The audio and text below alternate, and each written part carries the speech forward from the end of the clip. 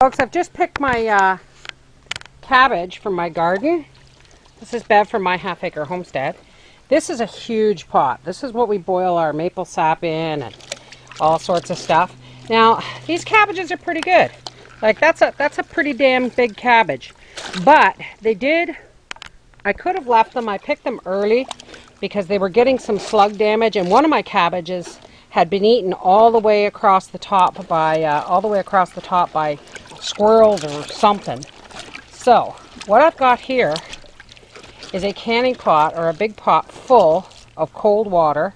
As you can see, I don't know how well you can see that, but see that little worm? He's coming out. And you know why he's coming out? Because this is salt water. This is cold salt water. So if there's anything burrowed down inside these cabbages, they'll come out. They'll come out in the salt water because they want to get away from it. And see, they'll float to the top. So I'm going to leave this to soak.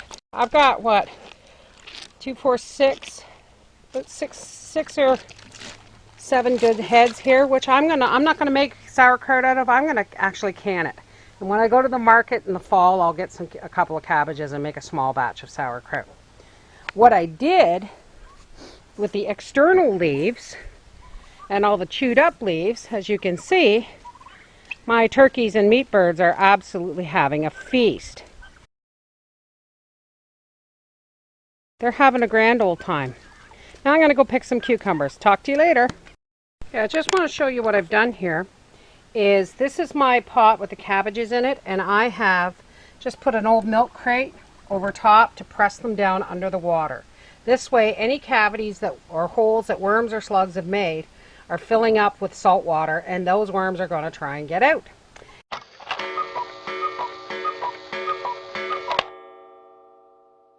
Now, up until 10 years ago, or around 10 years ago, people used to just make sauerkraut or store the cabbages whole. But if you don't have storage space for whole cabbages, like a root cellar or whatnot, and you don't like sauerkraut, you can do this. Now, what I've done is I have chopped the cabbage, and I put it in this pot, and then I boiled this pot full of water. I dumped it on the chopped cabbage, and I blanched it on the burner for 3 minutes. After I blanched it, I drained the water back into this pot so it's nice and hot.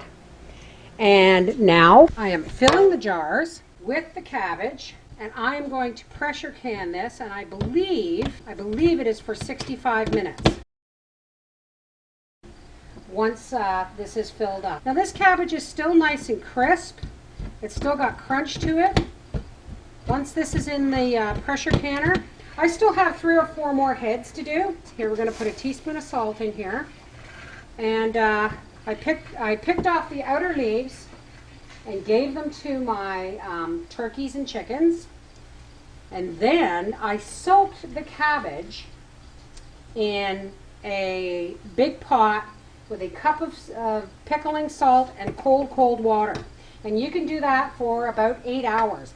And if there's any little wormies or buggies or anything in your cabbage, it will come out with that soaking of cold salt water. Remember, when you're canning and pressure canning, always release the air bubbles. Take a cloth, wipe the rib, get your handy dandy magnet, grab yourself a lid, and pop it into the pressure canner. This is really hot. You want your cabbage to still be hot. You want your water to be almost boiling. You can just use boiling water from the kettle. However, you want to keep the vitamin content from the water that you use to blanch the cabbage in. Okay folks, there it is. You'll notice these ones are a little bit smaller. These are a US quart, and these are a Canadian liter. So we always get a little bit more with the Canadian. Anyway, exactly 7 jars was that stock pot, and I'm going to put this on and process it. I'm going to let the steam vent for 10 minutes. Then I'm going to process it once the weight starts to jiggle for 55 minutes. I thought it was 65, but it's 55. This is my canned cabbage. Now, the first batch I canned, I used the water I blanched them in. And then I found out I was supposed to use boiling water, which to me I thought was the same thing. But this seems to be no different than the jars I canned earlier. So, this is our canned cabbage. You have to be extra vigilant if you're canning cabbage. Now, these are sealed. These are popped down. But you have to be extra vigilant with releasing the air bubbles, because if you don't release all the air, not just air gets pushed out, but water. This is sealed, so it should be fine, but I'll probably use these. You can see a lot of the water has been pushed out in the canning process. So I'll keep you posted if anything goes wrong with these. I'm going to keep an eye on these to make sure that they don't pop up. But until further notice, my cabbage seems to have turned out fine.